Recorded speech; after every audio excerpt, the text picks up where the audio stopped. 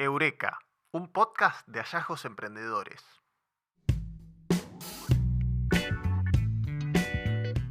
En este contexto es imposible tomar decisiones.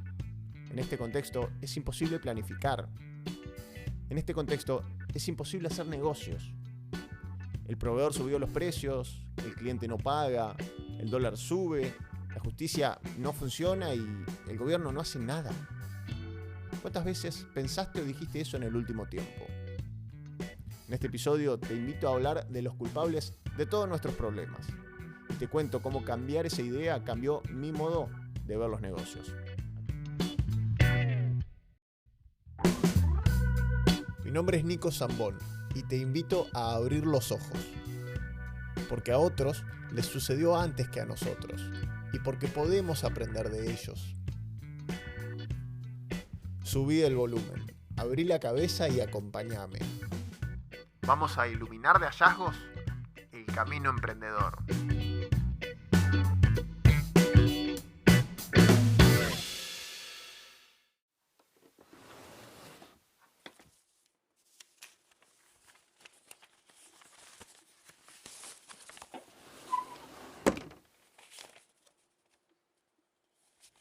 Hace poco encontré en un cajón de la casa de mis abuelos un diario regional de por lo menos 40 años atrás. Y me dio curiosidad leer la tapa. La nota central decía: adiós al andaluz santafesino. La histórica fábrica de alfajores, orgullo de 3 generaciones que la llevaron adelante, cierra sus puertas por no poder hacer frente al aumento de la factura de luz, la devaluación y la caída del salario real. Me dio intriga saber de qué se trataba, así que me senté a leer la nota completa, en la que se desarrollaba una entrevista con Emilia, la última gerente y bisnieta del fundador. La primera frase textual de Emilia decía: con un profundo dolor en el alma, mis primos y yo hemos tomado la decisión de cerrar la fábrica que nuestros bisabuelos abrieron hace 85 años. Ellos fundaron esta empresa un año después de llegar desde España, con lo poco que tenían. Lograron crear una empresa de reconocimiento regional y pudieron sortear todas las crisis que nuestro país tuvo, tanto políticas como económicas. Más abajo seguía: hace años venimos peleando por remontar esta empresa que estuvo en serias dificultades desde que nos tocó asumir la dirección. Hemos pasado por muchas situaciones difíciles y puedo asegurar que lo último que queríamos era llegar a tener que cerrarla. Pero en este contexto, donde ningún gobierno nos tira un centro, donde siempre hay que estar corriendo para cubrir un cheque, donde la inflación se come todos nuestros ingresos y en el que la energía se vuelve impagable, es imposible seguir. Y cerraba: repito, con mucho dolor y una gran angustia, hemos tenido que tomar esta decisión. Ojalá en el futuro las cosas cambien y nuestros hijos puedan volver a abrirla. Toda esta historia me resultó tan familiar que me fue imposible no recordar tantas otras historias parecidas que en algún momento había escuchado.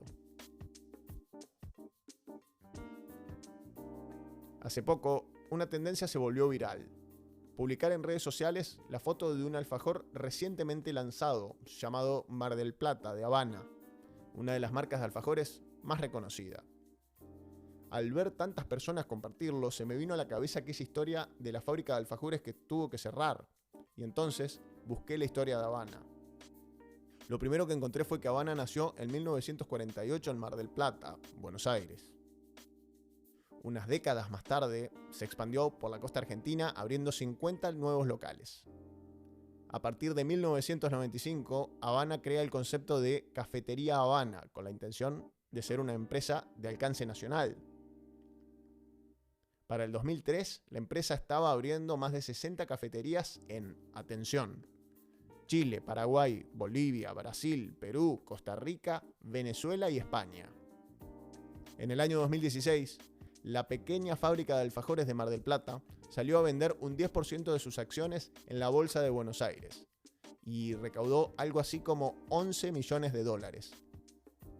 Habana, que por cotizar en la Bolsa de Comercio tiene que publicar trimestralmente su información contable, cerró el 2023 con 254 locales abiertos en Argentina. y otros 244 abiertos en el exterior. Además, sus ventas superaron los 34 millones de dólares.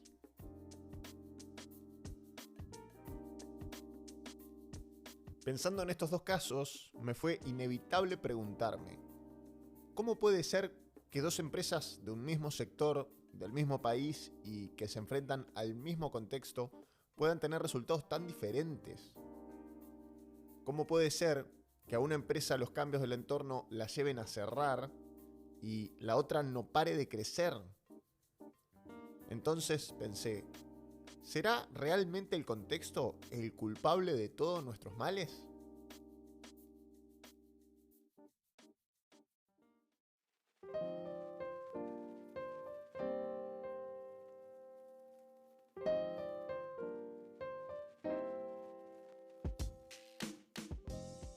Me imagino que estarás pensando, al final, este pibe promete respuestas y lo único que trae son más preguntas. La verdad es que solo lo hago para que juntos pensemos un poco los motivos por los cuales pasan estas cosas. Volviendo al tema del contexto, hay un autor, Peter Senge, o Senge, que escribió el libro La Quinta Disciplina, donde habla de problemas de aprendizaje que solemos tener en los negocios y en otras organizaciones. A uno de esos problemas de aprendizaje le llama el síndrome del enemigo externo. Básicamente, se trata de culpar a un agente externo de todo lo malo que nos pasa y de cómo eso no nos permite ver la influencia que tenemos y que podemos tener a través de nuestras decisiones sobre ese enemigo externo. Ese enemigo puede llamarse gobierno, sindicato, competidor, cliente, proveedor, Mercurio retrógrado o la sangre de mis antepasados. Pero la cuestión es que siempre habrá alguien allá afuera a quien podamos culpar. El tema, dice Senge, es que no existe tal cosa como el afuera y el adentro, sino que ambos suelen formar parte de un mismo sistema.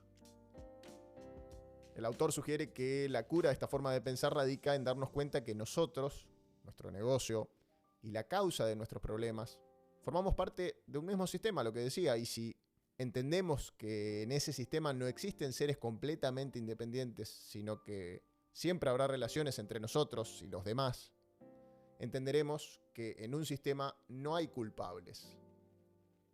Comprendiendo eso, dice Senge, veremos que nuestras decisiones pueden afectar esa relación con los demás y es eso lo que hay que observar para comenzar a resolver los problemas que se nos presentan. Claro, el contexto está ahí afuera y nos determina, tal como vemos en las dos historias de las fábricas de alfajores. Pero para entender cómo una empresa puede tener éxito y otra quebrar, suponiendo que comparten las mismas condiciones generales, tenemos que analizar el contexto, pero no para encontrar culpables, sino para descubrir qué amenazas y oportunidades presenta ese contexto. Para sortear los riesgos y los peligros, digamos, y sacarle el jugo a los contextos favorables.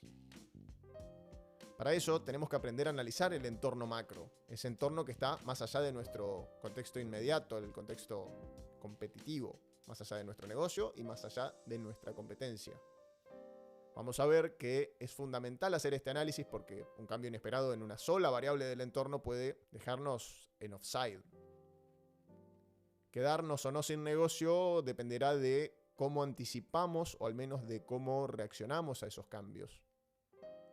Podremos decir que por cambios en el entorno tuvimos que adaptarnos, claro, y también es probable que cambios en el contexto hagan que nuestro modelo de negocios tenga que ser reestructurado completamente, hasta el punto de tener que reinventarnos y tener que entrar a jugar un juego muy diferente al que jugábamos. Pero la verdad es que esto es la realidad, porque lo único constante es el cambio, y creo humildemente que emprendedor que no quiera entender que eso es así, la va a tener realmente muy difícil. Al mismo tiempo, un cambio en estas variables, en las variables del macroentorno, pueden abrir puertas a nuevas y muy jugosas oportunidades, tal como vimos en el caso de las fábricas de alfajores. Hablando de oportunidades y amenazas, si googleás el símbolo chino de crisis, vas a ver que está compuesto por dos símbolos independientes, escritos uno junto al otro, o a veces uno encima del otro. Esos dos símbolos significan cosas diferentes por separado. El primero hace referencia al peligro o a amenaza, y el segundo se refiere a las oportunidades.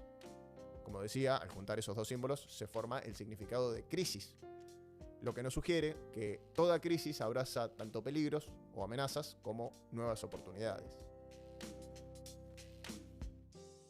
Tenemos que analizar entonces las variables del macroentorno para detectar cómo afectan a nuestro negocio y plantear ciertas probabilidades de cambios en esas variables en el futuro. Las variables más importantes son las económicas, las políticas, sociales, tecnológicas, culturales, entre otras, ¿no? Vamos a ver entonces un poco más en profundidad estas variables y después vamos a ver, como siempre, cómo podés hacer vos para hacerlo en tu propio negocio y de esta manera llevarte esta herramienta para hacerlo a diario o periódicamente y así puedas analizar tu macroentorno, el macroentorno de tu negocio y el de tu competencia. Vamos ahí.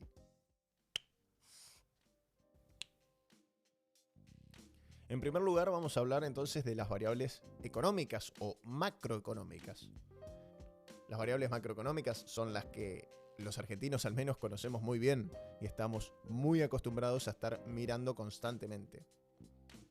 Son muchas y cómo nos afectan dependerá esencialmente de en qué sector estemos, si por ejemplo vendemos en el mercado interno o si exportamos, si usamos insumos importados, si nuestros precios están en moneda local o si nuestra venta depende mucho de la disponibilidad de financiación, de créditos.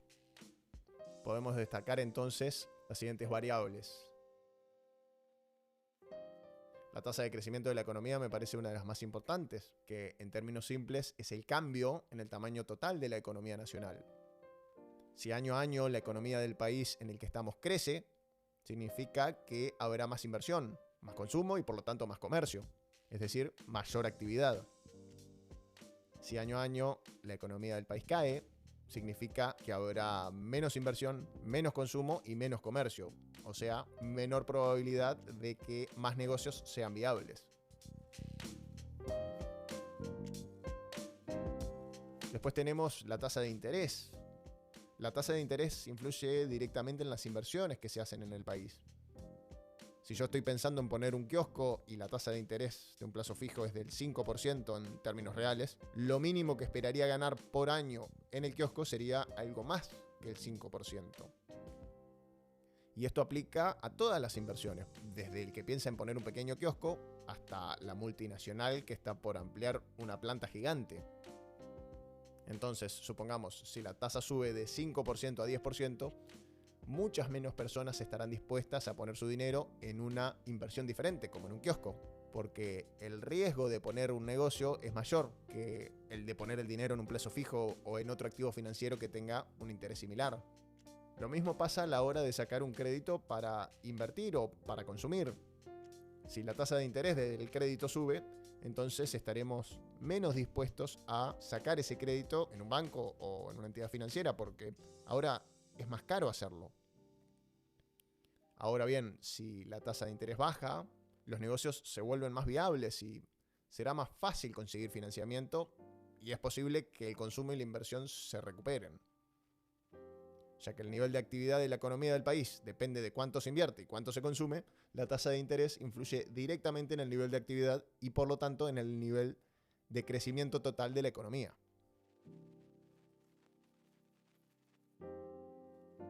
Otra variable es el tipo de cambio y la tasa de inflación. Estas dos son las especialidades que tenemos los argentinos, ya que estamos acostumbrados a mirar tanto el tipo de cambio o el dólar y la tasa de inflación todo el tiempo. La historia nos ha enseñado que si no les prestamos atención vamos a estar seriamente complicados. El tipo de cambio real, en términos simples, nos influye en lo caros o baratos que estemos respecto de otros países. De esto saben mucho los habitantes de ciudades limítrofes. Cuando vemos que hay largas colas de argentinos cruzando por la frontera, es altamente probable que los precios del otro lado estén más baratos. Con diferencia de meses, es posible que veamos la situación inversa. Largas filas de colas de autos para pasar de los países vecinos a comprar a la Argentina. Casi siempre esto se debe a variaciones en el tipo de cambio, aunque lógicamente también juegan un rol la carga impositiva y factores regulatorios. Como sabemos, la tasa de inflación es sumamente importante porque produce una cadena de males económicos. Dificulta la previsión de los negocios, nos hace cometer errores a la hora de poner precios, nos deja caros un día y al mes siguiente baratos, licúa nuestras deudas si son de cuotas fijas, pero también nos hace mucho más difícil poder ofrecer financiación a nuestros clientes. En resumen, más inflación es menos inversión, menos actividad y por lo tanto es siempre una mala noticia, cosa que ya todos sabemos.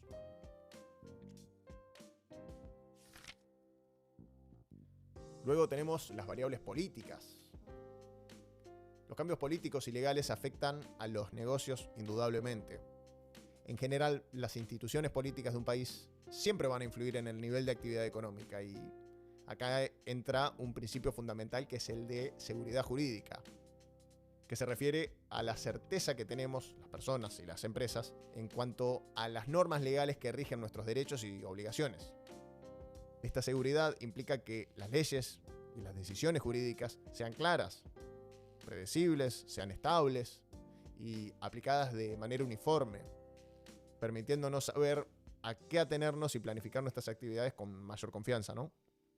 La seguridad jurídica es fundamental para que los negocios tengan cierta previsibilidad, al menos en términos de derechos y obligaciones, porque lógicamente todo negocio tiene sus riesgos y no podemos pretender siempre tener previsibilidad, pero al menos en términos de derechos y obligaciones es bueno tenerlos. Cuanto más cambian las normas que regulan nuestra actividad y cuanto más a merced del político de turno están esas normas, menos seguridad jurídica habrá y por lo tanto menos dispuestos a invertir y a consumir estaremos. Cuanto más uniforme, estable y previsible sea un marco regulatorio, será mejor el clima de negocios y por lo tanto habrá más actividad económica. Por otro lado tenemos las variables tecnológicas. Podemos citar algunos ejemplos de cambios en las variables tecnológicas. Por ejemplo, la heladera dejó sin trabajo a los saladeros, que antes faenaban y salaban la carne para su conservación, pero creó un nuevo mundo alrededor de su producción, su distribución y el mantenimiento. Y además abrió un mar de posibilidades a nosotros, sus usuarios, los consumidores. Imagínense lo que sería hoy una vida sin la heladera. Nosotros estamos súper acostumbrados a vivir con la heladera, pero lo que habrá sido la vida sin heladeras, cómo habrán hecho esa pobre gente para conservar sus alimentos. Otro ejemplo que se me viene a la mente es el de las e-commerce, que pusieron en jaque al comercio minorista. Pero la verdad es que también nos bañan de información y le dan mucho más claridad a los precios.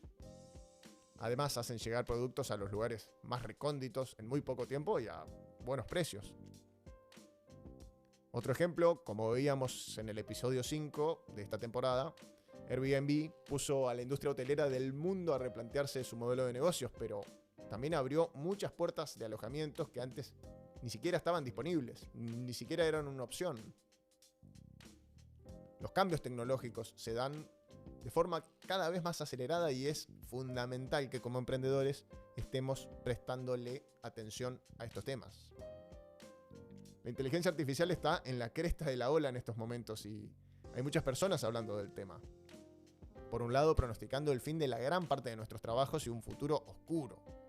Y por otro, con una mirada más optimista respecto de lo útil que es y puede llegar a ser esta herramienta para todos nosotros. Pero me gustaría saber cuál es tu opinión en este sentido. ¿Cómo crees que nos va a afectar la inteligencia artificial? ¿Sos optimista o pesimista? Y también me gustaría saber si estás usando alguna de estas herramientas para tu vida diaria y en tu emprendimiento.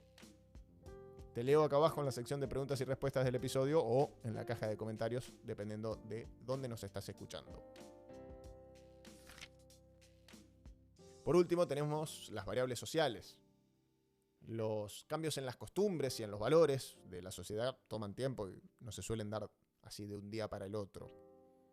Podemos pensar en cambios como los de dejar de fumar en espacios cerrados, como el de ser respetuosos con la diversidad cultural, étnica y de género, o como veíamos en el episodio 7 de este mismo podcast, cuando hablábamos del momento en el que comenzamos a cuestionar el trato que los circos tenían con esos animales que enjaulaban y trasladaban de un lado al otro. La pandemia nos trajo un claro ejemplo de lo que se llama un cisne negro, es decir, un hecho altamente improbable y de gran impacto. Como es evidente, este cambio nos trajo una ruptura en nuestras costumbres y verdaderamente cambió nuestras vidas. Nuestra cultura cambia constantemente, nuestras sociedades cambian constantemente. Y como con el resto de las variables, tenemos que estar con los ojos bien abiertos, observándola para detectar las oportunidades y amenazas que puedan presentar a nuestro sector y a nuestro emprendimiento.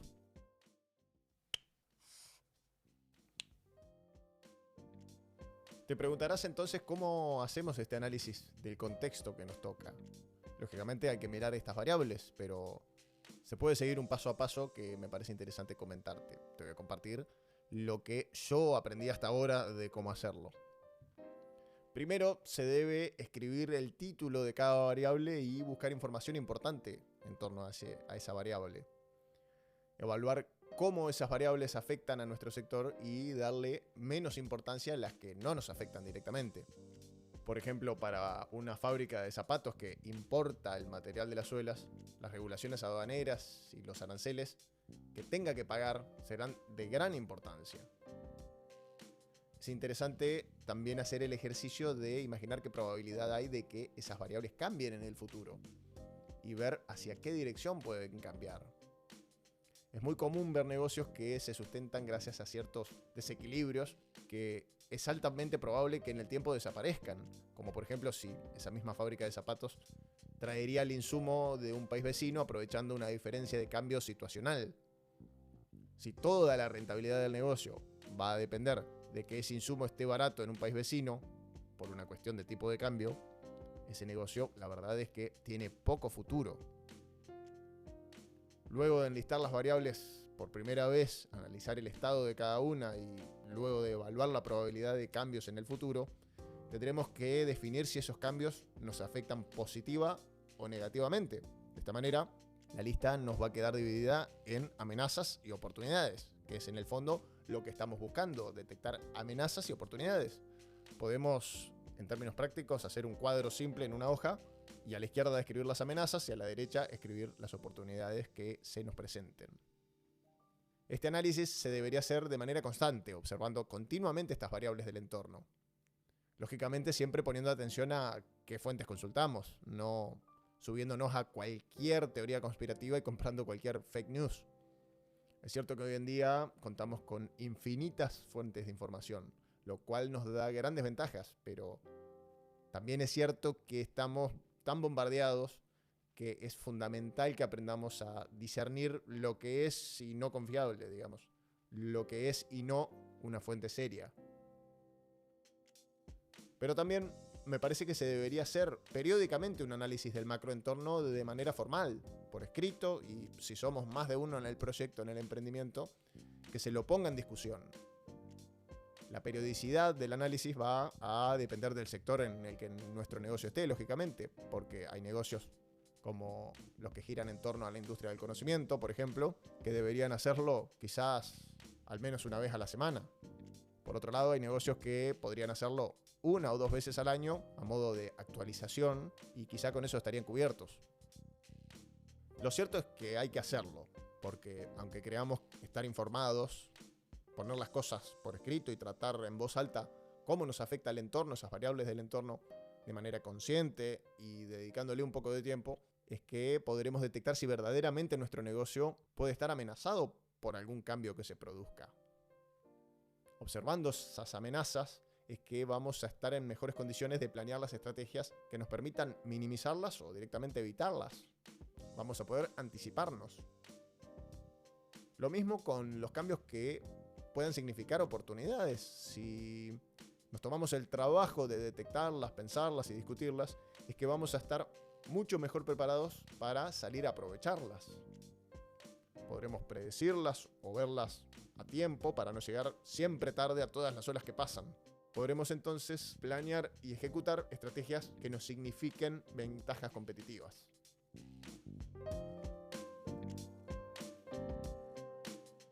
Para cerrar, aunque hayamos hablado todo el tiempo de cómo nos puede afectar el entorno y de lo importante que es analizarlo formalmente, me gustaría hacer la aclaración de que de ninguna manera digo que el entorno no importe o no nos determine. Como me parece que quedó claro, esto no es así. La clave está en la postura que tomamos ante esos hechos. Según el filósofo romano Séneca, la suerte es aquello que sucede cuando la preparación se junta con la oportunidad. Porque no es lo mismo sentarse a esperar que una crisis pase, que salir a resolver los nuevos problemas que esta crisis causa o incluso usarlos a nuestro favor. Es diferente. La cuestión es la postura. De vuelta, la suerte es aquello que sucede cuando la preparación se junta con la oportunidad. Así que hasta acá el episodio de hoy. Espero que te haya servido para pensar un poco en tu contexto. ¿Te haya gustado o no este episodio? Me encantaría que me lo cuentes, así podemos corregir y continuar mejorando. Espero tu respuesta en cuanto al futuro de la inteligencia artificial acá abajo y, por supuesto, toda crítica o sugerencia será mucho más que bienvenida. Te agradezco que te hayas quedado. Nos vemos en el próximo episodio, donde en lugar de mirar tanto hacia afuera, vamos a mirar un poco hacia adentro. Te dejo un fuerte abrazo.